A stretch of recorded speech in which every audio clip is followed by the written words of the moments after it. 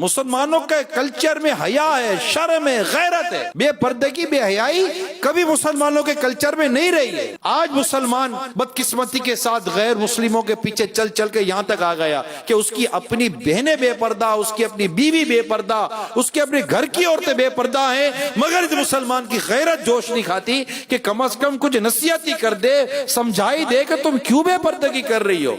एक वक्त था, एक काजी की अदालत में एक औरत ने मुकदमा दायर किया, जिसका शौहर उसको मेहर नहीं दे रहा था। काजी के सामने औरत भी अदालत में, तो औरत ने गवाह पेश किए। तो गवाह ने कहा कि इसको बोलो कि अपना चेहरा दिखाए तो हम पहचाने कि हमने इसी के गवाह थे।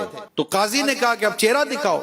बात सूरतें होती है कि चेहरा देखने की। वो औरत जो थी, अब उसके जो हाथ थे ना, वो कांप रहे थे ना, कि वो चाहती नहीं थी कि मेरा चेहरा मेरे शौहर के सिवा कोई गैर मर्द देखे। गैरतमंद शौहर वहां से आवाज लगाता है कि काजी साहब, मैं अपनी बीवी का मेहर देने के लिए तैयार हूँ, इसको बेपर्दा नहीं होना, इसको बेपर्दा मत करे।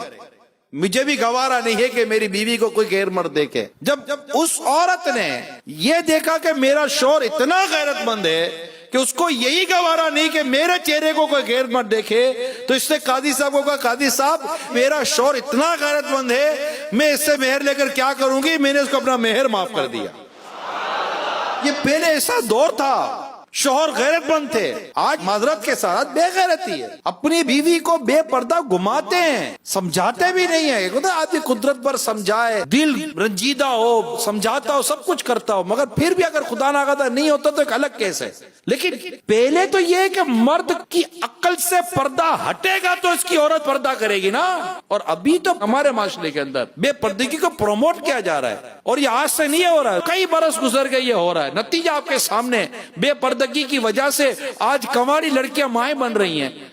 कूड़े के ढेर पर एक एक दिन का चंद चंद घंटों के बच्चे पड़े हुए मिलते हैं, जानवर उन्हें नोच रहे होते हैं। ये सब बेपर्दगी का तोहफा है। मुझे तो इन औरतों पर हैरत है कि जो मर्द इन्हें बेपर्दा देखना चाहते हैं और उसके लिए तरह तरह की चिकनी चिपड़ी बातें करते हैं, और उनकी बातों में आकर वो उनको इंडोर्स करती हैं, वो बेपर्दा नजर आती हैं। अरे मेरी इस्लामी बहनों, तुम इस मर्द की चालाकी और इसकी हवस को समझो, ये तुम्हें बेपर्दा देखना चाहता है। आप बोलो नहीं जनाब, मैं बहन समझ के देखता हूं।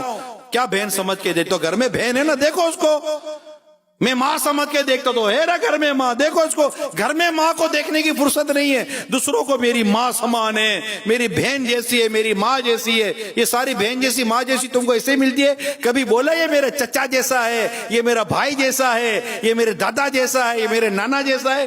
तुमको मर्दों में कोई दिलचस्पी नहीं मिलती, सारी दिलचस्पी तुमको औरतों में मिलती है। ये सब शैतान की शरारत है, जिसे हमें समझना है मेरे मीठे प्यारे इस्लामी भाइयों, और हमें मिलकर इस बेपर्दगी का और इस बेशर्मी और बेहयाई का मुकाबला करना है, गैरत ईमानी और जोश ईमानी के साथ। उसके लिए हम पहले खुद को तो रोकें। हमारे मोबाइल में आने वाली एक औरत की तस्वीर से हम अपनी आंखें नहीं बचा सकते, एक औरत की मूवी से हम अपनी आंखें नहीं बचा सकते, टीवी पर आने वाली बेपर्दा औरतों से हम खुद को, अपने घर को नहीं बचा सकते।